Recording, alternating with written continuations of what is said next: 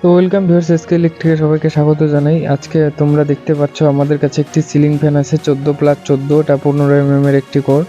তো এটা এটা হচ্ছে আমরা হাত দিয়ে বান্ডিং করছি। তো এটা হচ্ছে আমরা 35 নম্বর কপার ওয়্যার দিয়ে বান্ডিং করব।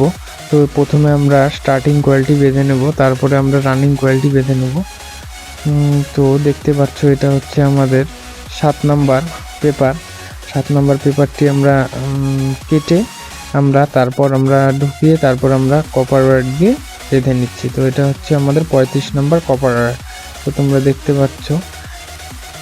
তো ভিউয়ার্স, এরকম ফ্যান বাঁধানো শিখতে হলে আমাদের চ্যানেলটি সাবস্ক্রাইব করার পাশাপাশি বেল আইকনটি প্রেস করে দেবে, তাহলে সর্বপ্রথম আমাদের ভিডিও আপনাদের কাছে পৌঁছে যাবে।